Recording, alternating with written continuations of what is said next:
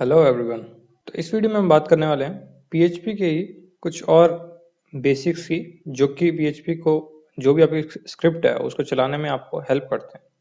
तो उसके लिए सबसे इम्पोर्टेंट जो चीज़ है उसकी हम बात करेंगे, वो है आपकी आईएनआई फाइल। आपने अभी तक फोरम्स में या जब आप वर्डप्रेस सेट कर रहे थे तो आपने आईएनआई फाइल कहीं ना कहीं देखी या फिर पढ़ी होगी। अगर वो नहीं देखी तो उसके अलावा आपने एक और फाइल देखी होगी जिसका नाम था .htxs। तो ये दोनों जो फाइल्स हैं इनका क्या रोल क्या है? तो जो .ini फाइल है वो क्या करती है, वो पीएचपी को जब हम रन करते हैं तो पीएचपी के बैकग्राउंड में बहुत सारी चीज आप पहले उसको सेट करते हैं, यानी एक आपका एनवायरनमेंट सेट होता है जिसके तहत आपके जो जो वेरिएबल्स अंदर काम कर रहे हैं या फिर जो भी आपकी सेटिंग्स है पीएचपी की, वो उस आईएनआई फाइल में आप स्टोर कर देते हैं। वही आईएनआई फाइल आपका पीएचपी का पूरा जो स्क्रिप्ट चलती है उसको गवर्न करती है कि क्या क्या आपकी चीजें कैसे चलेंगी या क्या क्या इसमें फ्लैग्स इसमें वो रन होंगे। जो .htss फाइल है वो क्या करती है, वो अपाचे के लिए, अपाचे को डायरेक्टिव्स देती है कि कब क्या करना है। तो वो फाइल आपकी वेब सर्वर को बताती है कि भाई ये डिटेल्स है। अब जो php.ini फाइल है उसमें आप एडिट करते हैं तो डायरेक्टली ini फाइल में भी कर सकते हैं, या फिर आप htss में भी बता सकते हैं कि अपाचे को आप बोल दें कि भाई पीएचपी जब चले तो पीएचपी के लिए ये वैल्यू सेट कर देना। तो ये आपके दो तरीके हैं आईएनआई फाइल्स को। अभी आईएनआई फाइल होती क्या है और कहाँ होती है, हम जरा देखते हैं।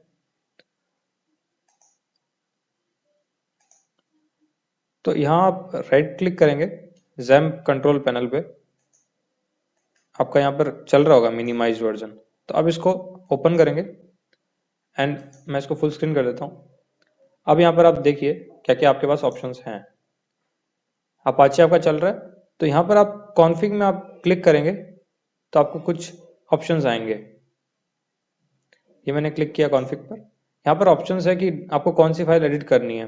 तो यहाँ पर सबसे पहला नाम जो है वो है httpd.conf का। उसके बाद फोर्थ नंबर पे आपके पास ऑप्शन है php.ini का। तो उस पर आप क्लिक करेंगे। क्लिक करेंगे तो एक फाइल खुल के आएगी नोटपैड के अंदर। अब ये फाइल एग्जैक्टली होती कहाँ है, हम इसे अपने सी ड्राइव में चेक कर लेते हैं कि कहाँ से एडिट होती है और क्या करती है। तो हम जाएंगे माय कंप्यूटर में, जहाँ पे आपने XAMPP इंस्टॉल किया था उसी फोल्डर में आप जाएंगे तो आप देखेंगे कि PHP का एक फोल्डर बना होगा। तो XAMPP फोल्डर के अंदर PHP फोल्डर आपका एक बना हुआ है, उसके अंदर आपकी बहुत सारी फाइल्स हैं। उसी के अंदर आपकी एक फाइल है php.ini। PHP नाम से 3 फाइल्स आपको अगर दिख रही हैं एंड .exe या .gif.ini नहीं दिख रहा उनके आगे, तो उसके लिए विंडोज में आप एक सेटिंग कर सकते हैं। आप यहाँ पर जाएंगे टॉप में, होम, शेयर और व्यू में। तो आप व्यू पे क्लिक करेंगे। व्यू पे जब आप क्लिक कर देंगे तो क्लिक करने के बाद आपके पास ऑप्शन आएगा राइट हैंड की तरफ कि फाइल नेम के एक्सटेंशन आपको दिखाने हैं या नहीं दिखाने। तो इस पर आप मेक श्योर कि यहाँ पे टिक लगाओ। टिक लगा होगा तभी आपको पूरा का पूरा फाइल का नाम दिखेगा। तो यहाँ पर ये आपकी फाइल है php.ini। अब इस फाइल को आप एडिट करने के लिए ब्रैकेट्स यूज कर सकते हैं या फिर कोई भी आपका एडिटर है उसको यूज कर सकते हैं। ये आपकी फाइल पूरी खुल गई है। अब स्टार्टिंग इसकी हुई है ब्रैकेट एंड PHP से। अब आपको इसको याद करने का कोई जरूरत नहीं है भाई, सीधी सी बात है। ये पीछे के कॉन्फ़िगरेशंस है, ये जो भी लिखी हुई है इनको एज इट इज पढ़े रहने दो। बस आपको पता होना चाहिए कि क्या चीज क्या करती है। INI फाइल्स के लिए सेमीकोलन का स्टार्टिंग, मतलब स्टार्टिंग में अगर सेमीकोलन है तो मतलब वो पूरी लाइन कमेंटेड है। तो ये लाइन नंबर 16 जो आपको दिख रही है इसका कोई मतलब नहीं है क्योंकि ये कमेंटेड है। तो ये सेमीकोलन, आप जो भी लाइंस में सेमीकोलन लगा हुआ है आप उनको इग्नोर कर सकते हैं। सेम जैसे हम कमेंट PHP में हैश लगा के करते हैं, ये INI फाइल्स का एक रूल है। तो ऐसी लाइंस ढूंढिए जहां पर सेमीकोलन नहीं लगा हुआ है। यहाँ पे पूरा डिटेल लिखा हुआ है कि भाई क्या क्या काम क्या कैसे होता है। तो अब एरर डिस्प्ले करने के लिए आप ये सारी वैल्यूज इसमें सेट कर सकते हैं। ऐसे करके बहुत सारे फ्लैग्स लिखे हुए हैं। ये आपको अभी समझ नहीं आएंगे, बट जैसे जैसे आप PHP और अच्छे से यूज करना सीख लेंगे आपको सब चीजों का मतलब पता चल जाएगा कि क्या किससे क्या होता है। तो अब ऐसी लाइंस कुछ ढूंढते हैं जिनमें नहीं लगा हुआ ये सेमीकोलन। तो पहला है इंजन। इंजन पे ऑन लिखा हुआ है तो इसका मतलब PHP का इंजन चल रहा है अपाचे के अंडर। एक यहाँ पर लिखा हुआ है short open tag line number 197 में। इसका जो मतलब है ये बहुत इंपॉर्टेंट चीज है। काफी बार आप अपने प्रोग्राम्स में देखेंगे कि PHP जो आप लिखते हैं, PHP का कोड जब स्टार्ट किया होगा तो ऐसा नहीं लिखा होगा, इसकी जगह कुछ लोग सिर्फ इतना ही लिखते हैं, दैट्स इट। PHP आगे लिखने की जरूरत नहीं पड़ती। क्यों? क्योंकि उन्होंने अपना शॉर्ट टैग को जो है वो ऑन कर रखा था। अगर मैं इसको यहाँ पर ऑन कर दूं ऑफ की जगह, तो अब मेरा PHP के लिए मेरे को पूरा का पूरा वैसे नहीं लिखना पड़ेगा। PHP इतना बहुत है, सिर्फ ये दो ही यहाँ पर कैरेक्टर्स लिखने होंगे। तो इससे आप जब HTML के अंदर आप अपनी PHP को घुसा रहे होते हैं, तब आपको बहुत क्विकली आपको फायदा होता है, क्योंकि आपको बार बार पूरा का पूरा 5 कैरेक्टर नहीं लिखने पड़ते, सिर्फ 2 कैरेक्टर लिखने पड़ते हैं स्टार्ट करने के लिए। तो ये आपको फायदा मिल जाता है। तो इसका भी हम एग्जाम्पल देखेंगे। बाकी यहाँ पूरी डिटेल्स आपको लिखी हुई है कि ये क्या क्या करता है, और वही चीज़ है जो मैंने आपको बताई कि ये कैसे और क्यों काम करता है। तो इसको ऑन ऑफ आप कर सकते हैं अपने हिसाब से। ये है आपका नेक्स्ट जो आपको लिखा है प्रिसीजन। तो इसमें फ्लोटिंग नंबर्स जो होते हैं उनका प्रिसीजन, मतलब डेसिमल के बाद कितने डिजिट्स और उसमें आ सकते हैं। अगर आप और आगे बढ़े तो ऐसे करके बहुत सारी चीज़ें लिखी हुई है, बहुत ही सारी, एंड आप उनको समझ सकते हैं अगर आप समझना चाहें तो, आपके इंटरेस्ट के ऊपर है। अदरवाइज आपको इसको याद करने की कोई जरूरत नहीं है। कुछ इंपॉर्टेंट जो चीज़ें हैं वो मैंने अपने ब्लॉग में शेयर कर दी है ऑलरेडी, तो आप उसमें भी PHP के सेक्शन में जाके पढ़ सकते हैं कि कौन कौन सी ऐसी चीज़ हैं जो INI फाइल्स के लिए इंपॉर्टेंट होती है, एंड आपको कैसी कैसी चीज़ें पता होनी चाहिए। जिनमें से एक बहुत इंपॉर्टेंट जैसे हमारे सामने आ गया है, मैक्स एग्जीक्यूशन टाइम। अब आपकी जो स्क्रिप्ट है PHP की, हो सकता है कि यार वो बहुत लंबी स्क्रिप्ट हो, उसको चलने में उसको कम से कम 2-3 मिनट लगे। अभी तो हम यार 2 लाइन के कोड लिखते हैं, यहाँ पर कुछ एको किया एंड उसको ब्राउजर में प्रिंट करने में कितना लगा, कोई नैनो सेकेंड्स या माइक्रो सेकेंड लगते हैं, या एटलीस्ट 1 सेकेंड से भी कम लगता है। बट कुछ ऐसी स्क्रिप्ट्स होती हैं जो बहुत लंबे टाइम तक चलती रहती हैं, एंड उनको एक्चुअल में बहुत सारा टाइम चाहिए होता है कंप्लीट होने के लिए। तो ये जो आपका फ्लैग है यहाँ पर मैक्स एग्जीक्यूशन टाइम का, तो अगर ये 30 सेकेंड्स है,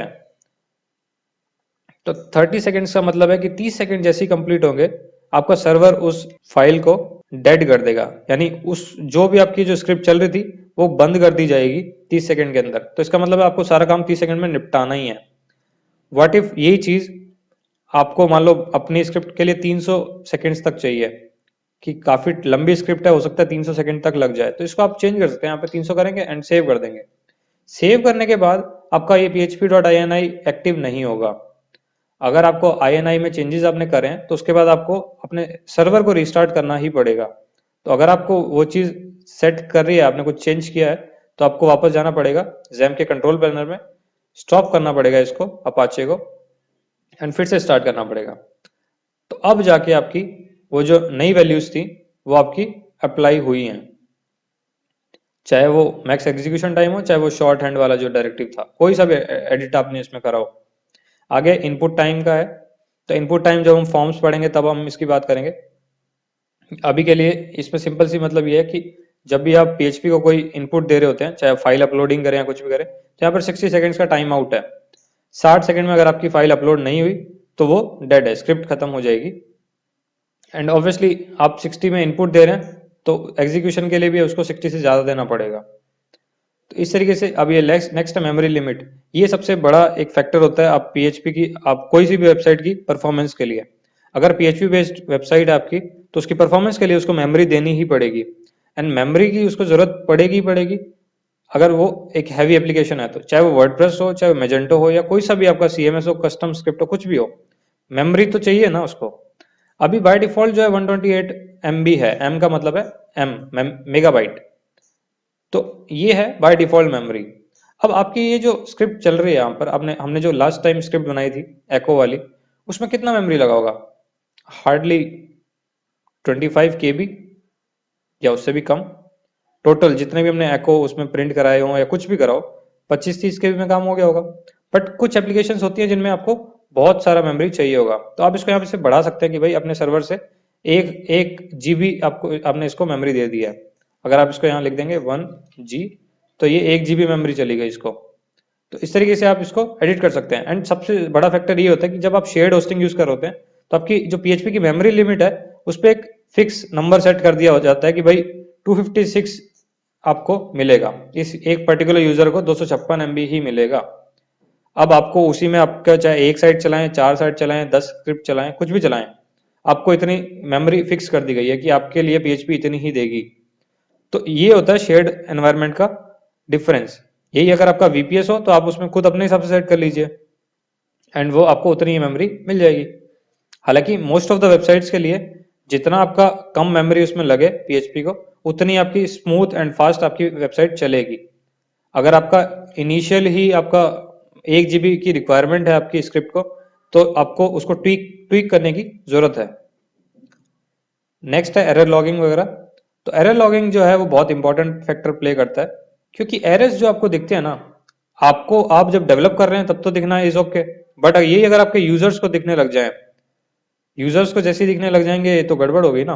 यूजर्स को तो नहीं दिखाना होता। यूजर्स को अगर आपके पूरे एरर दिख जाएंगे तो उसमें आपके फाइल के पाथ भी दिख जाएंगे कि भाई कौन सी फाइल के नाम से स्टोर थी जिसमें एरर आया है, एंड साथ साथ आपका डायरेक्टरी भी दिख जाएगी, कौन सी डायरेक्टरी में हमने वेबसाइट को स्टोर कर रखा है। तो ये तो सिक्योरिटी थ्रेट हो गया ना। तो इसलिए हम जब हम डेवलप कर रहे होते हैं तब तो एरर रिपोर्टिंग चाहे जो भी है चलती रहेगी, कोई दिक्कत नहीं। बट जब हम वेबसाइट को प्रोडक्शन में डाल देते हैं तो हम एक चीज हमेशा करते हैं कि हम एरर्स को बंद कर देते हैं, सो दैट यूजर्स यानी जो हमारे कस्टमर्स हैं जो वेबसाइट पे आए उनको एरर्स ना दिखें। तो उसके लिए जो सिंपल सा कंट्रोल है उसको हम एक फंक्शन के थ्रू सेट कर देते हैं, error reporting. Error reporting and इसके अंदर आप एक वैल्यू डालेंगे कि कितने या कौन कौन से टाइप के एरर्स आपको दिखने चाहिए। तो इसके अंदर अगर E_all लिख दे एंड इसको सेमीकोलन लगा के सेव कर दे, तो आपके जितने भी एरर्स हैं, चाहे वो नोटिस हो चाहे वार्निंग हो, PHP में कई टाइप के एरर्स होते हैं, आपको ये याद रखना पड़ेगा। PHP में कई टाइप के एरर्स होते हैं। या तो फैटल एरर है कि भाई स्क्रिप्ट आगे चल ही नहीं पाई क्योंकि कोड गलत था। आपकी कुछ वार्निंग हो सकती है कि भाई वार्निंग में आपका आ गया कि ये वेरिएबल आपका असाइन नहीं था, स्टार्टिंग में इसकी कोई वैल्यू नहीं थी तो हमने 0 अज्यूम कर लिया। कई बार और भी टाइप के आपके एरर्स होते हैं, एक्सेप्शंस हो जाते हैं। कुछ नोटिस होते हैं कि भाई आपने एक चीज इस तरीके से यूज करी है बट हमने अज्यूम करके इसको खुद और कुछ बना लिया है। ये वेरिएबल से रिलेटेड हो सकते हैं या फाइल के रिलेटेड भी हो सकते हैं। तो नोटिस, वार्निंग, पार्स एरर तो हमारे पास कल भी आया था। तो इस टाइप के जो एरर्स हैं ये सबके इनके फ्लैग्स हैं। E_all का मतलब है कि सारे एरर सारी वार्निंग दिखेगी। तो ये आप ऐसे सेट कर सकते हैं कि कौन सी दिखनी चाहिए, कौन सी नहीं दिखनी चाहिए। ऐसे बहुत सारे टाइप के यहाँ लिखे हुए हैं। तो अगर आपको एरर रिपोर्टिंग ऑन करनी है कंप्लीटली डेवलपमेंट के लिए, तो सिंपल सा एक तरीका है, आप E_all लिख दीजिए एंड आपके सारे एरर्स ऑन हो गए। हालांकि इस सेटिंग को ओवरराइट आप एक और तरीके से भी करते हैं। PHP INI में एक और चीज है जो इस चीज को अफेक्ट करेगी, वो है आपका डिस्प्ले एरर्स। एक करके फ्लैग होता है, इसमें सर्च कर सकते हैं display underscore errors. Line number 477 पे लिखा हुआ है डिस्प्ले एरर्स ऑन। अब आपको इस INI के लिए कोई भी चीज अगर आपको चेंज करनी है, कोई भी चीज हो, कोई सी भी सेटिंग आपको चेंज करनी है, तो एक फंक्शन है हमारे पास PHP में जिसका नाम है INI_set। उसके अंदर आपको दो चीजें इनपुट करनी पड़ेगी कि पहली कौन सी सेटिंग चेंज कर रहे हो, दूसरी कि भाई सेटिंग चेंज करके उसकी नई वाली वैल्यू क्या दे रहे हो। तो ये जो फंक्शंस आपको दिख रहे हैं ना, ये इन सबको फंक्शंस कहते हैं क्योंकि इनमें सब में एक वैल्यू जा रही है। ब्रैकेट के अंदर आप कोई भी वैल्यू डाल रहे हैं, ये राउंड वाले, तो इसका मतलब ये फंक्शंस हैं। इसमें एक वैल्यू गई E_all, तो ये इसका आर्ग्यूमेंट है, इस फंक्शन का आर्ग्यूमेंट कि क्या हमने आर्ग्यूमेंट इसमें इनपुट किया है, सप्लाई क्या किया है। INI सेट के लिए दो आर्ग्यूमेंट की जरूरत होती है। आपको समझ आया होगा आर्ग्यूमेंट क्या होता है, कि किसी फंक्शन में कितने इनपुट आप डाल रहे हो अलग अलग टाइप के, वो जितने इनपुट आप डाल रहे हो वो सारे के सारे आप उसके आर्ग्यूमेंट्स होंगे। एंड आर्ग्यूमेंट्स को एक पर्टिकुलर ऑर्डर में लिख सकते हैं। अगर INI सेट में दो आर्ग्यूमेंट्स की जरूरत है तो दोनों जिस फॉर्मेट में बताए गए हैं फंक्शन में उसी हिसाब से ही आपको देने पड़ेंगे। ये नहीं कि पहले आपने वैल्यू दे दी एंड बाद में बता दिया कि इस वैल्यू को, इस प्रॉपर्टी को चेंज कर रहा हूं या इस प्रॉपर्टी की वैल्यू दी थी। एग्जाम्पल के तौर पे यहां पर आप लिखेंगे display underscore errors and comma लगाकर, क्योंकि आप आर्ग्यूमेंट्स को कॉमा से सेपरेट करते हैं, कॉमा लगाकर यहां पर ट्रू लिख सकते हैं एंड दैट्स इट। अब ट्रू आपको अभी ऐसे समझ नहीं आएगा कि भाई ट्रू पे मैंने इन्वर्टेड कॉमास क्यों नहीं लगाए। उसके लिए हम बात करेंगे अभी दोबारा से वेरिएबल्स की, तो उनकी वैल्यूज की भी हम बात करेंगे फिर से कि कैसे कैसे हो सकते हैं। तो इसके लिए अभी हम इसको 1 लिख देते हैं। 1 का मतलब ऑन है, 0 का मतलब ऑफ है। तो डिस्प्ले एरर्स मैंने 1 कर दिया है, तो एरर्स जितने भी हैं वो सारे आपको दिखेंगे। ये दो सेटिंग्स बहुत ही इंपॉर्टेंट है किसी भी वेबसाइट को जब आप प्रोडक्शन मोड में डाल रहे हैं। प्रोडक्शन मोड का मतलब है जब यूजर्स के लिए अवेलेबल है। डेवलपमेंट मोड का मतलब है जब आप उसको ऑलरेडी बना रहे हो, अभी अभी डेवलपमेंट फेज में ही चल रहा है। तो ये जनरली दो मोड होते हैं या फेज होते हैं किसी भी वेबसाइट के। पहला हो सकता है कि बीटा फेज भी हो, एक थर्ड फेज, कि आपको आपने कुछ यूजर्स के लिए अवेलेबल करा रखी है। तो बीटा फेज में आप एरर्स ऑन रख सकते हैं, मर्जी है। अगर मैं इसको 0 कर दूं तो आपके एरर्स कोई से भी हो, अब आपको एरर दिखेंगे नहीं। तो आप ट्राई करते हैं इसको, एंड यहाँ पर इसको मैं रीलोड करता हूँ, कोई एरर नहीं आया, हालांकि यहाँ पर एरर आना चाहिए था। अब मैं इसको ऑन कर देता हूँ, अब देखते हैं ये आ गया नोटिस।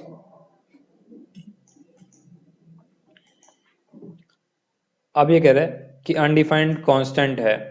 अब कांस्टेंट क्या होता है? एको एको उसको समझ नहीं आया कि क्या लिखा है आपने, तो एरर आ गया। अगर मैं यहाँ पर इसको 0 लिख दूं एंड अब मैं इसको रीलोड करूं, कुछ नहीं, ब्लैंक स्क्रीन। तो ये फ्लैग्स सबसे इंपॉर्टेंट हैं। अब ये तो हमने यहाँ लिखा PHP फाइल के अंदर ही, यही चीज आप STSS में भी लिख सकते थे। वो कैसे लिखते हैं वो हम सीख लेंगे जब हम ई-कॉमर्स वेबसाइट को सेटअप करेंगे। सेकेंड जो ऑप्शन था, आप अपनी खुद की INI फाइल भी बना सकते हैं। यहाँ पर जो आपका फोल्डर चल रहा है ना, अभी हमने XAMPP htdocs और उसके अंदर PHP फोल्डर में अपनी फाइल बनाई थी, तो हम यहाँ पर भी एक फाइल बना सकते हैं php.ini से। ये मेरी एक फाइल बन गई। अब मैं चाहूं तो इसके अंदर वैल्यूज डाल सकता हूं। वैल्यूज डालने के लिए सेम ऐसे ही जैसे आपने इस वाली PHP INI में आपने देखा था वैल्यूज, सेम वैसे के वैसे ही इसको कॉपी करेंगे।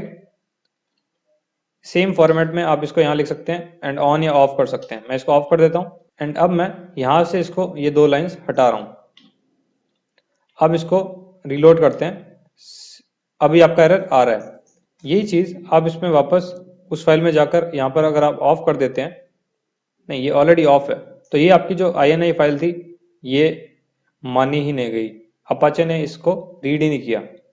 अब रीड कराने के लिए आपको अपाचे की कॉन्फ़िगरेशन में उसको बताना पड़ेगा कि भाई php.ini फाइल जहां पे भी आपको दिखे आप उनको मान लें। अब इसकी सेटिंग कैसे देखते हैं, वो भी एक तरीका है, चलिए हम पता करते हैं।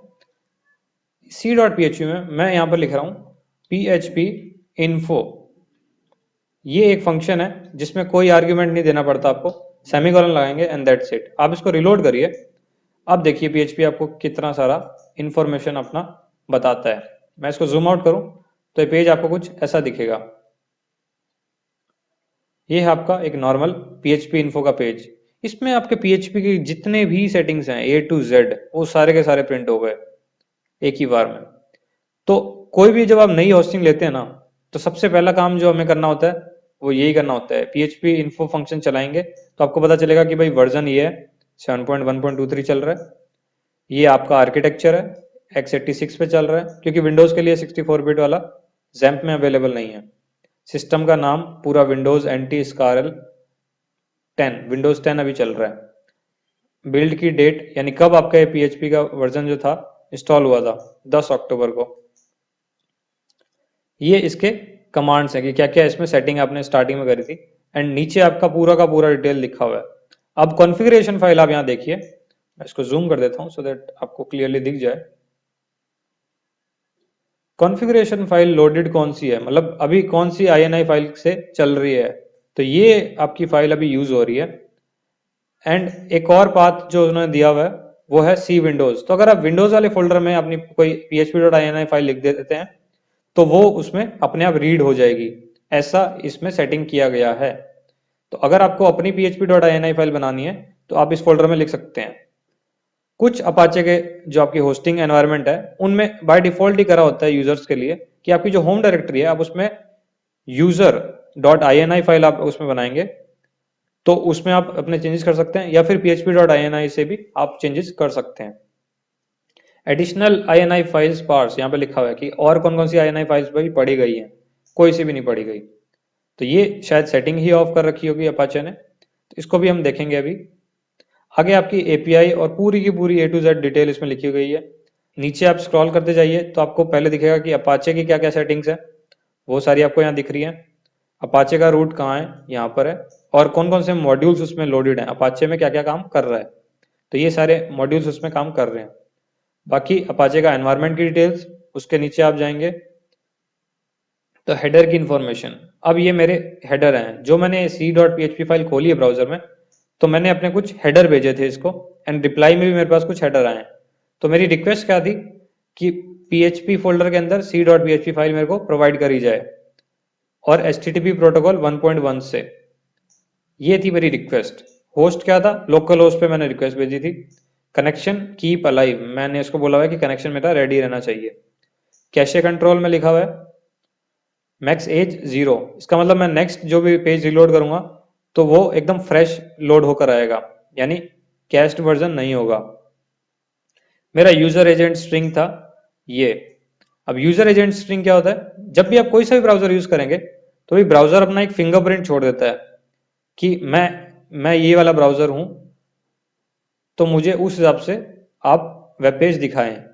तो कुछ कुछ सेटिंग्स ऐसी होती हैं वेबसाइट्स पे, आपने देखा होगा कि आप अगर उसको ओपरा या फिर यूसी ब्राउजर से खोल रहे हैं मोबाइल के, तो आपको साइट अपने आप ही एम डॉट वाले पे लेके चली जाती है, राइट। या फिर आप मोबाइल सफारी से खोल रहे हैं आईफोन में, तो अभी आप एम डॉट उस पर चलाते हैं, यानी उनके मोबाइल वर्जन पे।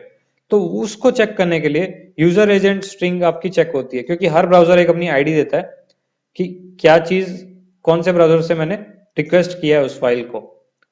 उसके बाद नीचे एनकोडिंग लिखी हुई है, gzip यानी गन जिप आपका एक एनकोडिंग फॉर्मेट होता है जिससे आपकी कंप्रेशन होती है। उसके बाद डिफ्लेट एंड एक br एनकोडिंग भी है आपकी। लैंग्वेज के लिए मैंने बोला है कि I am sure with English version आप दिखा सकते हैं। और रिस्पॉन्स में मुझे PHP ने अपना फिंगरप्रिंट भेजा है कि ये फाइल PHP 7.1.23 से बनाई गई थी। उसके बाद ये PHP के मॉड्यूल्स हैं, BC math, BZ2, calendar, core, ये सारे आपके PHP के सेटिंग्स हैं। इसी में आपको दिखेगा मेमोरी लिमिट, आपने जो php.ini में देखी थी वो यहाँ पर लिखी हुई है 128 MB। सेम ऐसे ही इनपुट टाइम, एग्जीक्यूशन टाइम हमने 300 कर दिया था 300, तो वो यहाँ पर आ गया है। इस तरीके से वो सारी की सारी सेटिंग्स आपको यहाँ पे दिख रही हैं।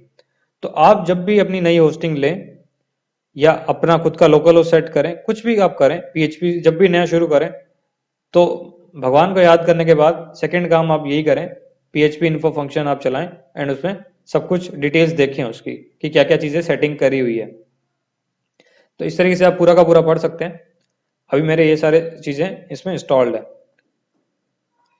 अब हम चलते हैं वापस, क्योंकि PHP इन्फो के थ्रू आप पूरी डिटेल्स ले सकते हैं एंड INI सेट करके आप उसमें आप अपनी उसी स्क्रिप्ट के लिए वो वैल्यूज फिक्स कर सकते हैं कि आपको एरर्स दिखाने हैं या नहीं दिखाने। हाँ, जो आप INI सेट कर, यहाँ पे एग्जांपल आप हमने यूज किया था, ये जो चीजें हैं ये सिर्फ और सिर्फ तभी चलेंगी जब आप c.php चला रहे हैं। अगर आप एक नई फाइल बनाते हैं जिसमें ये दो लाइनें नहीं लिखी हुई हैं, तो उसके लिए ये अपनी आपकी यहाँ वाली ग्लोबल वैल्यूज ही यूज होंगी। ये जो दो लाइंस हैं ये सिर्फ इस स्क्रिप्ट के चलने तक के लिए ये मान्य है, ठीक है। तो ये चीज आपको ध्यान रखनी पड़ेगी। अब हम थोड़ा सा आगे बढ़ते हैं और हम फिर से डिस्कस करते हैं वेरिएबल्स को, जिनकी हमने लास्ट वीडियो में बात करी थी। इन 3 लाइंस को मैं कमेंट कर देता हूं सो दैट आपको जब ये फाइल PDF में मिले तो आपको समझ आ जाए।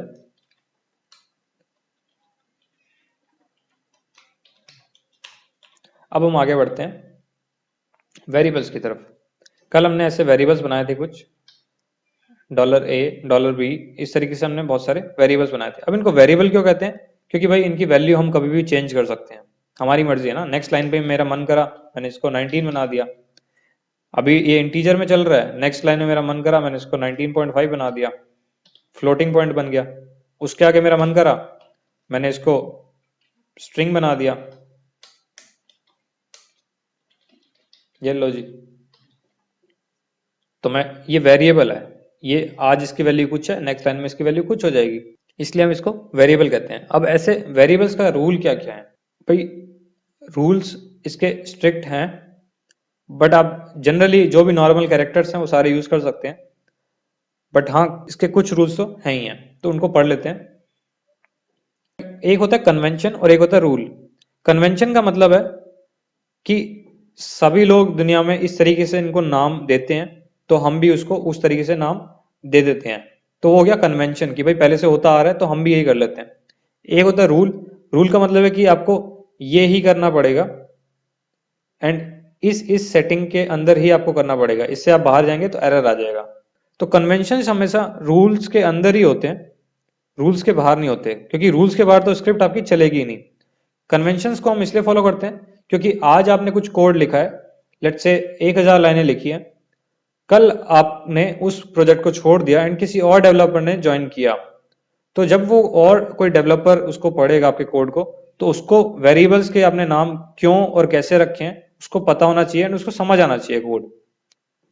तो इन वेरिएबल की नेमिंग के ही कन्वेंशंस यूज हम करते हैं। तो अगर आप कुछ मल्टीपल वर्ड्स का उसको नाम देना चाहते हैं तो आपके पास दो तरीके हैं। आप मान लीजिए आप स्क्रिप्ट में एक नंबर आप स्टोर करना चाहते हैं जो कि लेट से सभी एम्प्लॉयज की सैलरी बनेगी बाद में, ठीक है। तो उस सैलरी के लिए मान लीजिए आप ऐसे लिख रहे हैं, value of base salary is equal to 10,000 आपने अगर लिख दी, तो ये एक वेरिएबल बन गया जिसका नाम है वैल्यू ऑफ बेस सैलरी। अब आप लिखने को तो इसको ये भी लिख सकते थे कि बेस सैलरी के लिए बी और एस इज इक्वल टू 10,000, ये भी एक तरीका है। बट एक साल बाद जब आप इस कोड को देखेंगे तो क्या आपको याद रहेगा कि बी एस का मतलब क्या था, क्या फुल फॉर्म मैंने बनाई थी। और जो ये वाला जो तरीका है पहले वाला, ये इसलिए थोड़ा सा अजीब है कि भाई सारे के सारे लेटर्स चिपके हुए हैं, कोई गैप ही नहीं है, तो पढ़ने वाले को थोड़ी सी दिक्कत हो सकती है। तो दूसरा तरीका ये हुआ, आप यहाँ पर वैल्यू अंडरस्कोर लगा सकते हैं, then of, then underscore, then base underscore salary is equal to 10,000, ये भी लिख सकते हैं। मैं इसको यहाँ पर रीलोड करूंगा, आप देख रहे हैं कोई एरर नहीं आया।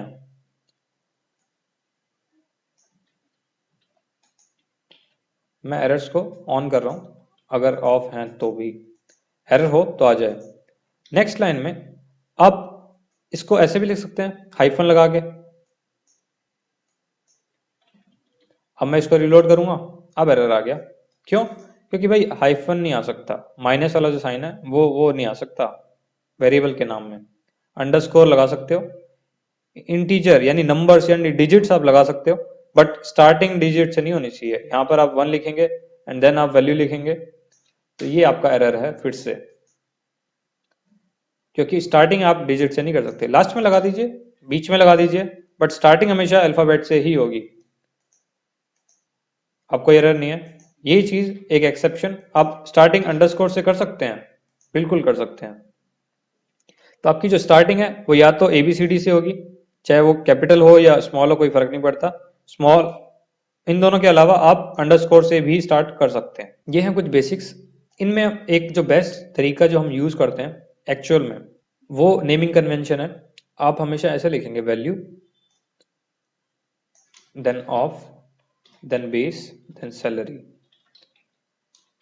अब आपको याद रहे कि अगर आप इसमें जो केसिंग यूज कर रहे हैं लेटर्स की, सेम एग्जैक्ट वही केसिंग आपको कहीं पे भी जब इसको वेरिएबल को यूज करेंगे तो सेम वही एग्जैक्ट केसिंग यूज करनी पड़ेगी, अदरवाइज इसका कोई मतलब नहीं है। अगर आप ये लिखेंगे वैल्यू ऑफ बेस सैलरी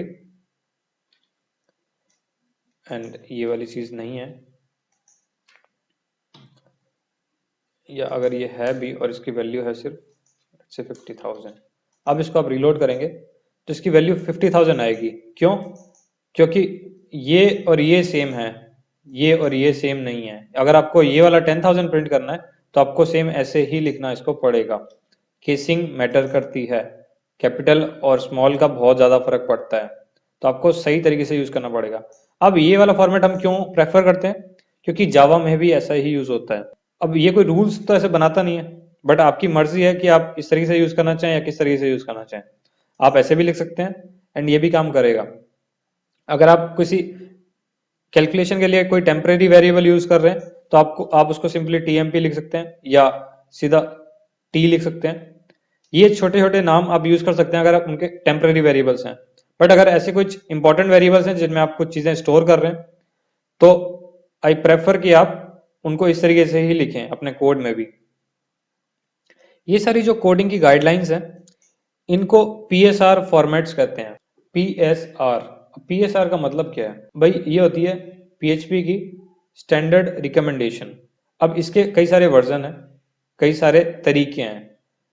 कुछ वर्जन्स में जैसे PSR 4, PSR 3, PSR 7, ये सब अलग अलग स्टाइल्स हैं कोडिंग के। तो आप किस स्टाइल से यूज करना चाहते हैं, अपना कोड कैसे बनाना चाहते हैं, वो आपकी मर्जी है। ये अलग अलग स्टैंडर्ड्स हैं, आप इसमें से कोई सा भी फॉलो कर सकते हैं। अब ये स्टैंडर्ड्स इंपॉर्टेंट क्यों हैं, तो मैं आपको बताता हूँ क्यों है। जब आप अकेले प्रोग्राम कर रहे हैं एंड सिर्फ आप ही उस कोड को पढ़ रहे हैं तो कोई इशू नहीं है। आप जैसे मर्जी कितना भी गंदा कोड बनाए, कितना भी अच्छा कोड बनाए, वो आपका कोड आपके पास ही रहने वाला है। बट जैसे ही आप किसी कंपनी के लिए कोड बनाना शुरू कर देते हैं, तो वहां पर आप अकेले नहीं होते हैं, वहां पर बहुत सारे लोग होते हैं। तो जिस तरीके से आप जब स्कूल जाते थे तो आपको एक यूनिफॉर्म पहनने जाता पड़ता था कि सभी बच्चों की सेम यूनिफॉर्म हो, तो सेम ऐसी जब आप टीम्स में डेवलपमेंट या कोडिंग करते हैं तो आपको एक स्टाइल का एक गाइडलाइन फॉलो करना पड़ता है कि आपको कोड हमेशा ऐसा ही लिखना है। तो उन गाइडलाइंस के तहत सभी में अलग अलग है। कुछ में जब आप पीएचपी के अंदर कुछ भी कोड लिख रहे हैं, किसी भी कोई भी एक ब्लॉक लिख रहे हैं, तो आपको यहाँ पर एक टैब लगाना पड़ेगा। इसको कहते हैं इंडेंटेशन, जैसे हम एचटीएमएल में करते थे सेम वैसे ही। तो ये आप टैब यूज कर रहे हैं, ये टैबिंग वाला फॉर्मेट है। कई में 3 स्पेस का होता है, कई में 4 स्पेस का होता है। एंड जब आप ब्लॉक्स बनाएंगे और डिफरेंट टाइप के ब्लॉक्स जब हम सीखेंगे, जैसे जैसे फंक्शन अब जब हम लिखेंगे या कुछ भी हम लिखेंगे, तब हम उसकी और बात करेंगे, क्योंकि अभी मैं आपको बताऊंगा तो समझ नहीं आएगा। तो इस तरीके से आपको फॉर्मेट्स फॉलो करने पड़ते हैं, क्योंकि यही आपकी पूरी टीम फॉलो करने वाली है। एंड अगर आप इन स्टैंडर्ड्स को फॉलो नहीं करेंगे तो आपका कोड अगली दिखेगा, अगली भी होगा और सिंक में नहीं होगा जो बाकी लोगों ने जो कोड बनाया उसके। तो इस हिसाब से ही आपको यूज करना पड़ेगा। अब हम थोड़ा सा आगे बढ़ते हैं। इंडेंटेशन और रूल्स की बात तो हो गई। आपको नेमिंग कन्वेंशन समझ आ गया होगा कि हम नेम कैसे लिखते हैं। नेम्स वेरिएबल्स के उस हिसाब से होने चाहिए कि जो आपको समझ आ जाए, 1 साल बाद आपको कोड पढ़े तब भी।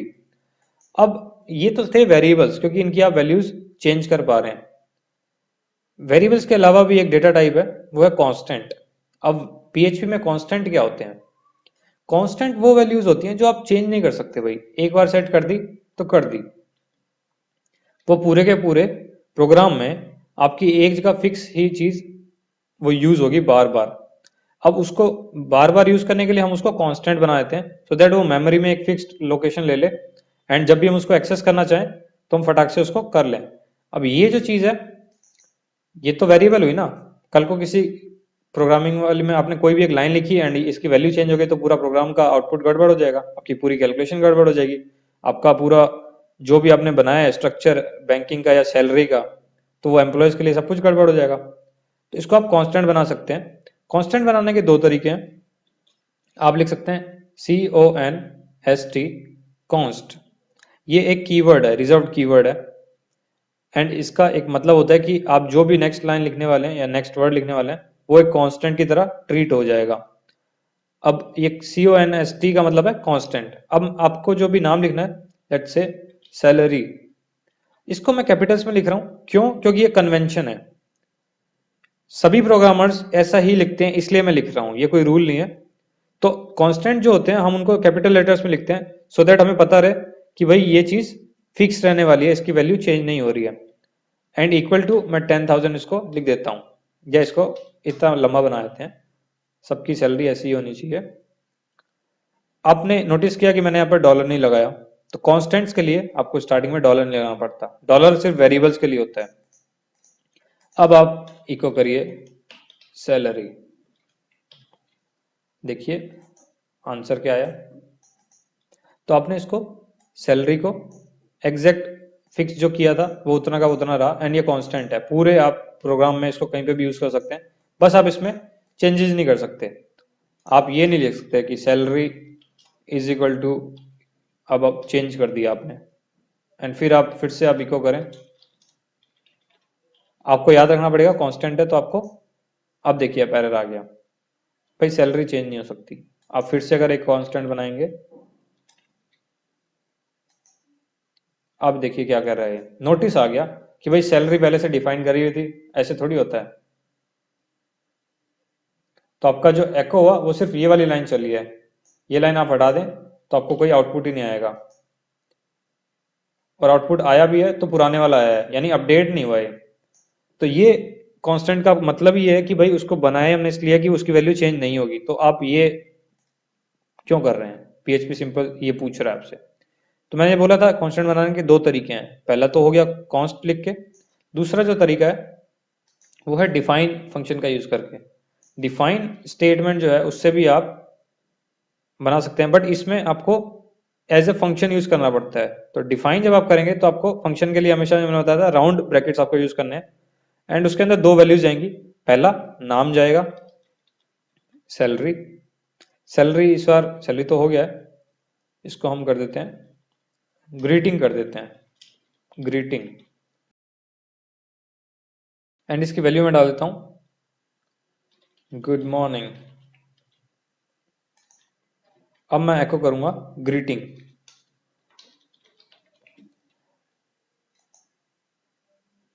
अब ग्रीटिंग को मुझे सिर्फ चेंज करना पड़ेगा, पूरी स्क्रिप्ट में वो चेंज हो जाएगा। लेट्स से कि आपने एक सिस्टम बनाया जिसमें यूजर लॉगिन करता है एंड अपने कुछ डिटेल्स देखता है।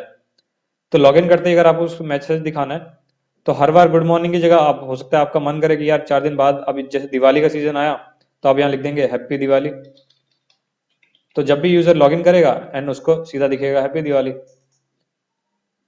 तो इस तरीके से आपने सेट कर दिया कि भाई ग्रीटिंग की जो भी वैल्यू हो वो प्रिंट हो जाए।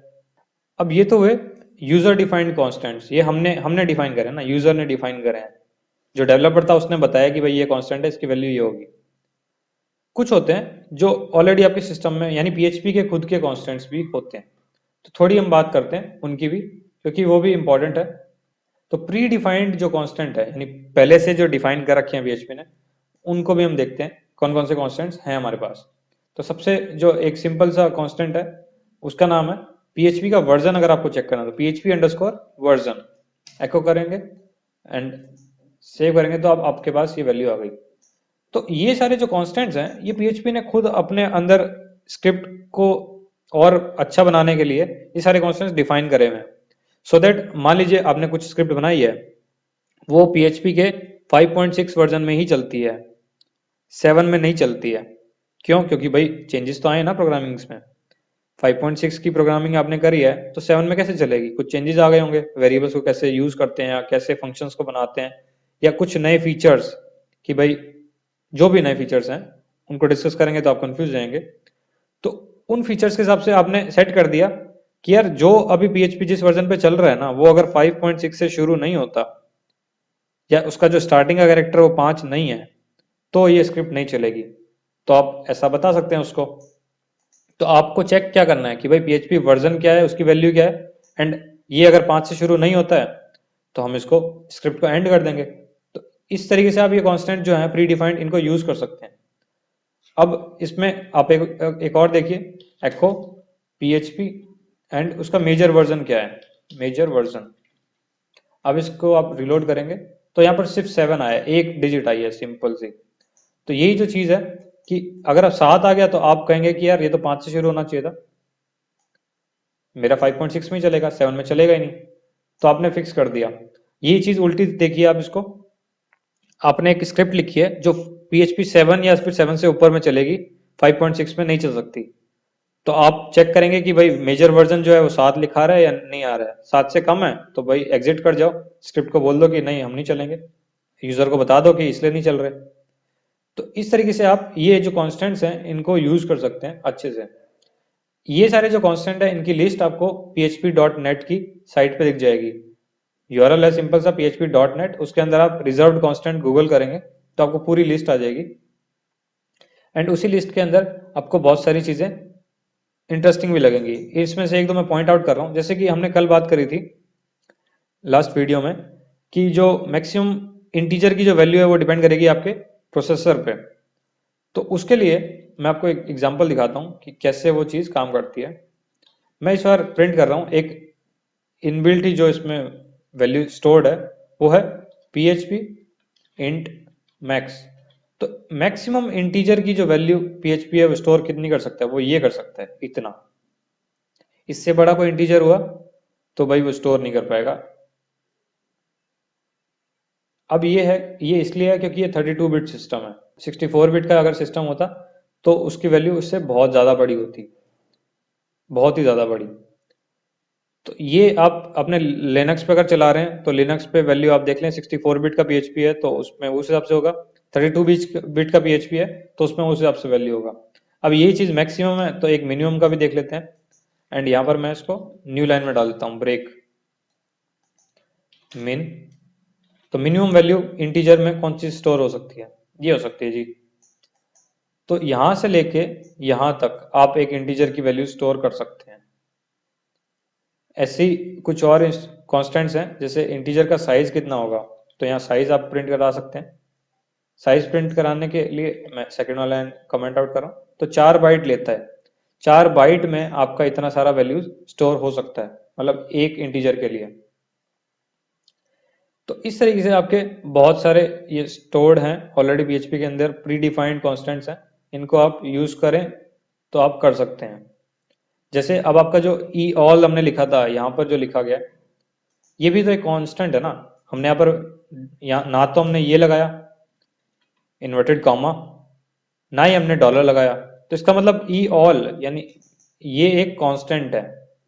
ये जो आपका एरर आ रहा था यहाँ पर स्टार्टिंग में जब हमने 2 बार ऐसे लिख दिया था एंड सेव कर दिया था, तो एरर क्या आया था, लेट्स से इसको हम लास्ट में ऐड करते हैं तो आपको सेम वही एरर दिख जाएगा। यहाँ पर मैंने सेव किया, रिलोड किया, तो अब ये क्या कह रहा है, यूज ऑफ अनडिफाइंड कांस्टेंट एको एको। क्योंकि PHP को पता है कि अगर इसमें डॉलर से शुरुआत नहीं करी है तो इसका मतलब ये कांस्टेंट होगा ना, क्योंकि कांस्टेंट ही होते हैं ऐसे। तो इसलिए PHP कह रहा है कि भाई एको एको कौन सा कांस्टेंट है मुझे तो पता नहीं है, तो आप प्लीज इसको डिफाइन करिए। ये ही आपका एरर था, तो ये था आपका कांस्टेंट वाला चीज। आई होप आपको समझ आ गया होगा। अब कुछ और कांस्टेंट है, 3 स्पेशल कांस्टेंट्स हैं जिनकी हम बात करते हैं। न्यू फाइल में कर लेते हैं सो दैट ज़्यादा आपको मुसीबत ना लगे। इसको मैं सेव कर लेता हूँ d.php से, एंड यहाँ पर हम ओपन कर लेते हैं d.php। 3 स्पेशल कांस्टेंट्स कौन कौन से होते हैं मैं बताता हूँ। अब आप जब इनिशियलाइज कर देते हैं एक वेरिएबल को, इनिशियलाइज का मतलब है जब किसी वेरिएबल में आप कोई वैल्यू डाल रहे होते हैं, तो मैंने 0 डाला, एको 0 कर दिया, तो 0 प्रिंट में आ गया। बट एको $a करूंगा तो इसकी वैल्यू प्रिंट में आ जाएगी, फिर भी 0 ही आया। अब इंटरेस्टिंग चीज देखिए, 0 और 1 तो करेंगे तो इंटीजर आएंगे, बट व्हाट इफ हमारा जो टाइप था इंटीजर की जगह बुलियन होता। बुलियन अलजेब्रा की हमने बात सबसे पहले वीडियो में करी थी जो हमारी दिल्ली की वर्कशॉप हुई थी उसमें। तो बुलियन में आपकी सिर्फ 2 ही वैल्यूज होती हैं, या तो ट्रू होगी या फॉल्स होगी। ट्रू फॉल्स को हम हाई लो भी कहते हैं और 1-0 भी कहते हैं। तो इसको आप किसी भी तरीके से करिए, और हर लैंग्वेज में, चाहे वो पाइथन हो, चाहे जावा हो, चाहे PHP हो, इनमें बुलियंस की जरूरत होती है। क्यों? क्योंकि बुलियंस हमारा बेसिक फॉर्म करते हैं किसी भी डिसीजन लेने को। अब मान लीजिए मैं आपको बताता हूं कि मेरी एज है 35, तो या तो ये चीज सच होगी या ये चीज झूठ होगी। तो वही वही जो लॉजिक लगेगा कि भाई मान लीजिए जैसे आप किसी पब में जा रहे हैं तो आपकी एंट्री कब है, 22 ईयर्स से ऊपर वालों की एंट्री है, उससे नीचे वालों की एंट्री नहीं है। तो अगर आपकी एज 18 है तो आपकी एंट्री नहीं है। तो उसमें लॉजिक क्या लगा कि अगर आपकी एज 22 से कम है, यानी 22 लेस देन 18, ये सच है कि झूठ है? ऑब्वियसली झूठ है, 18 कम है ना, तो आपकी एंट्री नहीं होगी। तो ये सिंपल सा लॉजिक फॉर्म हो गया ना कि ये सच है या झूठ है, कौन सी चीज करेक्ट है, कौन सी चीज गलत है। तो उसी का बेसिस पे आप सारे के सारे प्रोग्रामिंग लैंग्वेज में ट्रू और फॉल्स नाम के भी कॉन्स्टेंट्स आपको मिलेंगे, क्योंकि ये बूलियन अलजेब्रा के बेसिक्स हैं, एंड कोई भी प्रोग्रामिंग लैंग्वेज इसके बिना काम नहीं कर सकती। तो आपको ये भी लिख सकते हैं आप ट्रू। अब आप इसमें ध्यान दें कि मैंने इसमें इन्वर्टेड कॉमास नहीं लगाए हैं, सीधा का सीधा ऐसे ही लिख दिया है। अब मैं इसको करूंगा तो आप देखिए वैल्यू फिर भी 1 आ रही है। क्यों? क्योंकि ट्रू का जो वैल्यू है, ट्रू इज एक्चुअली 1। यहां मैं लिख दूं फॉल्स, तो अब इसकी वैल्यू कुछ नहीं आ रही है। ये स्पेशल इसीलिए है। ट्रू और फॉल्स का मतलब तो 0-1 ही है, बट टाइप चेंज हो गया। पहले आपके इंटीजर टाइप्स थे, अब आपके बूलियन टाइप्स हो गए हैं। जो वेरिएबल ए है अब वो बूलियन है, ना कि इंटीजर। इसका एक और इंपॉर्टेंट फंक्शन है, आपको जो अभी पता चल जाए तो अच्छी बात है। उसका नाम है गेट टाइप। गेट टाइप एक फंक्शन है, एंड वो उसका टाइप बताता है। अब यहाँ पर लिखा रहा है बुलियन। यही चीज हम ऐसे बहुत सारे फंक्शन बना लेते हैं। बी, एक सेकंड रखिए, इसको सेम ऐसे ही रखेंगे। यहाँ पर हम इसको ब्रेक टैग देंगे सो दैट अलग अलग लाइंस में आए। अब हम इसको रेप्लिकेट करेंगे। अब मैं यहाँ पर लिख रहा हूँ 0, यहाँ पर अब मैं लिख रहा हूँ 0, अब मैं यहाँ पर लिख रहा हूँ W, ऐसे ही मैं यहाँ पर और लिख देता हूँ, कुछ नाम लिख देता हूँ, एंड यहाँ पर एक इंटीजर, फ्लोटिंग वाला इंटीजर लिख देते हैं। अब आप देखिए इनकी वैल्यूज। लाइन नंबर 2 है जिसमें मैंने ट्रू और फॉल्स यूज किया है, तो वो बुलियन हो गया। यानी ए का जो टाइप है, डेटा टाइप किस तरीके से सेव करा हुआ है, वो है बुलियन। अब ध्यान दें कि गेट टाइप में जैसे हमने कन्वेंशन की बात करी थी कि फर्स्ट नेम स्मॉल लेटर्स में एंड देन उसका अगला जो वर्ड है, वर्ड का फर्स्ट लेटर कैपिटल केस में आया है, तो गेट स्मॉल में एंड टाइप का टी कैपिटल, एंड वो एक फंक्शन है तो उसके अंदर आर्ग्यूमेंट में गया $a, पूरा का पूरा वेरिएबल। तो प्रिंट हो गया कि उसका टाइप क्या है, तो ये हुआ बुलियन। फिर नेक्स्ट जो था हमने 0 डाला, तो 0 सिंपल एक इंटीजर है। अब जो थर्ड लाइन नंबर 6 है, यानी थर्ड वाला जो केस है, उसमें हमने कोटेशंस यूज कर लिया। कोटेशन यूज करते ही वो एक स्ट्रिंग बन गया। सेम हुआ W के साथ भी, यानी लाइन नंबर 8 पे। सेम हुआ जब मैंने बहुत सारे लेटर्स यूज करे, तब भी एक स्ट्रिंग ही रहा। एंड जैसे ही मैंने लाइन नंबर 12 में यानी 22.44 लिखा, फ्लोटिंग पॉइंट नंबर, तो वो डबल की तरह स्टोर हो गया, क्योंकि PHP में फ्लोट कुछ नहीं होता, सारे के सारे डबल की तरह ही ट्रीट करे जाते हैं। तो इसको आप कितना भी एक्सपेंड कर सकते हैं एक्चुअल में, तब भी ये डबल ही रहेगा। एंड अगर आप इसमें एक सिंगल 0 भी लगाते तो भी ये डबल ही रहेगा। ये है PHP का बेसिक नेचर। एक और तरीका है नंबर्स को ही सेव करने का। अब मान लीजिए आपको 100 लिखना है या फिर 1000 लिखना है, तो आप इसको एक साइंटिफिक नोटेशन में भी लिख सकते हैं 1E3। अब देखिए अब भी ये डबल रहा, तो डिफरेंस आप देख रहे हैं। यही चीज अगर मैं यहां पर 1000 लिख देता, अच्छा मैं आपको बताता हूं कि 1E3 का मतलब क्या है। सॉरी, मैं लिखता हूं इक्वल $a, तो यहां पर 1000 आया, देखिए 1000, बट ये इस बार डबल है। सेम यही चीज इस वाले 1000 के बाद लिखता मैं, तो आप देखिए क्या डिफरेंस है। ये वाला जो 1000 है ये एक इंटीजर है, एंड 1E3 वाला जो लिखा है मैंने, ये डबल है। E3 का मतलब है साइंटिफिक नोटेशन, तो E का मतलब है आपने 10 की पावर कितनी लगाई, 3, 3 0, तो ये हुआ है 1 इंटू E3। अगर यहाँ पे 1.2 लिखूं, अब आप देखिए कितना बना, 1.2 इंटू 1000, E3 का मतलब है 1000। इसको आप इस तरीके से समझिए, 1.2 इंटू E3, तो इसका मतलब हुआ, E3 का मतलब क्या हुआ, E का मतलब है 10 और की पावर 3, यानी 10 के आगे 10 को 3 बार लिखना है आपको, तो ये हो गया 1000। समझ आया। तो आप 1.2 इंटू E3 लिखेंगे तो ये हो गया 1.2 इंटू 1000, तो आंसर आ गया 1200। और ये है डबल, क्योंकि ये साइंटिफिक नोटेशन हमने यूज कर लिया है। तो इसमें आप यहाँ पर कुछ भी लिख सकते थे, ये फिर भी डबल ही रहता। अब आप यहाँ पर ये E+30 दिखा रहा है, क्योंकि इतना बड़ा वो नंबर उसमें दिखा नहीं पा रहा है, बट है ये साइंटिफिक। तो ये एक डिफरेंस है। नंबर हमने सेम ही यूज करा, यहाँ पे आप 1200 लिखते तो भी सेम चीज थी, बट वो टाइप जो था वो डिफरेंस आ गया ना। तो इसको आप ऐसे बना सकते हैं। अब यही चीज मैं टाइप कास्टिंग कर सकता हूँ। कास्टिंग का मतलब क्या होता है भाई, कास्ट क्या होता है, कास्ट का मतलब है, देखिए एक तो होता है CASTE वाला कास्ट, जो कि का जाति वाला कास्ट हो गया। एक होता है CAST वाला कास्ट। उसी कास्ट में आप जब मैन्युफैक्चरिंग करते हैं किसी चीज की, तो आप एक सांचा यूज करते हैं ना, सांचा। मान लीजिए आपको आइसक्रीम बनानी है, तो आइसक्रीम का एक सांचा आता है ना, जिसमें वो शेप बनी होती है। आप उसमें सामान डालते हैं, उसको जमाते हैं, आइसक्रीम का वो शेप बन के निकल जाता है। तो कास्टिंग का मतलब है कि आप उसको किस हिसाब से बना रहे हैं, उस किस सांचे में डाल के उसको निकाल रहे हैं। तो सेम ऐसी वेरिएबल्स की कास्टिंग होती है कि आप किसी वेरिएबल को कैसे पढ़ना चाहते हैं। अब पीएचपी के अंदर कास्टिंग पहले से ही होती है अपने आप ही, जैसे इसने खुद कर लिया ना कि भाई ये स्ट्रिंग होगा, ये इसमें ये भी स्ट्रिंग होगा और ये वाला इंटीजर होगा, ये इसने खुद कास्टिंग कर ली। बट यही चीज मान लीजिए मैं जब एको कर रहा हूं, इसको मुझे इंटीजर वैल्यू दिखानी है ए की, तो मैंने इंट फंक्शन यूज करा, सॉरी इंट फंक्शन नहीं है, इंट वैल फंक्शन है, यानी इंटीजर वैल्यू क्या है ए की। अब देखिए ये 1200 इसने प्रिंट कर दिया। यही चीज मैं यहां पर 6 का इंटीजर वैल्यू प्रिंट कर दूं, या फिर यहां पर ये फंक्शन लगा दूं इंटीजर वैल्यू ऑफ 0। अब आप देखिए लाइन नंबर 7 का जो आउटपुट है वो इंटीजर आया है। क्यों?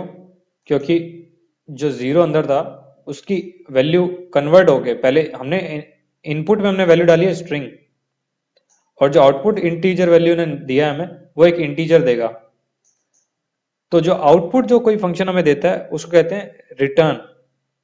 हमने मतलब उस फंक्शन ने हमें क्या रिटर्न किया, तो जो भी टाइप वो उसका होता है उसको कहते हैं रिटर्न टाइप। तो इंट वैल जो फंक्शन है वो हमें क्या देता है, उसका रिटर्न टाइप क्या हुआ, उसका रिटर्न टाइप हुआ इंटीजर। वो हमेशा हमें एक इंटीजर देगा इंट वैल। तो इंट वैल के अंदर अगर मैं मान लीजिए ये पूरा लिख दूं तो भी वो हमें एक इंटीजर ही देगा। अब ए की वैल्यू क्या होगी इसमें, इस केस में एको कर लेते हैं। एको करेंगे तो आपको वैल्यू पता चलेगा कि ये 0 आया है। क्यों भाई, इसमें कुछ था ही नहीं ना, नंबर तो था ही नहीं। मैं यहाँ पर अगर 1 लगा दूं तो भी 0 आया है, क्योंकि इंट वैल्यू को पता नहीं ना ये क्या क्या चीज है, ये सब क्या है, इसके हिसाब से तो सब कुछ 0 ही है। तो ये एक सिंपल सा फंडा है कि आप इंट वैल या इस टाइप का कोई फंक्शन यूज करेंगे तो उसका एक रिटर्न टाइप होगा, एंड वो रिटर्न टाइप ही आपके जिस वैल्यू में जा रहा है उसका एक्चुअल डेटा टाइप बनेगा। आई होप ये आपको समझ आ गया हो। बाकी आपको अगर और डिटेल में समझना है तो आप एक्सरसाइज इसकी करें, प्रैक्टिस करें, तो आपको अच्छे से समझ आ जाएगा। तो ये हुआ सारा डेटा टाइप्स का खेल पूरा आज, एंड आपको साइंटिफिक नोटेशन भी यूज करना आ गया एंड कॉन्स्टेंट्स भी यूज करने आ गए। तो आई होप इस वीडियो में आपने काफी कुछ सीख लिया हो। जो भी कंफ्यूजन हो आप उसको क्लियर करें। आप ये सारे तरीके आप इसको यूज कर करके देखें, एंड ये ट्रू फॉल्स वाला तो प्लीज कंपल्सरी आप इसको यूज करें, अदरवाइज आगे बहुत दिक्कत हो सकती है। So that's all for this video, thank you.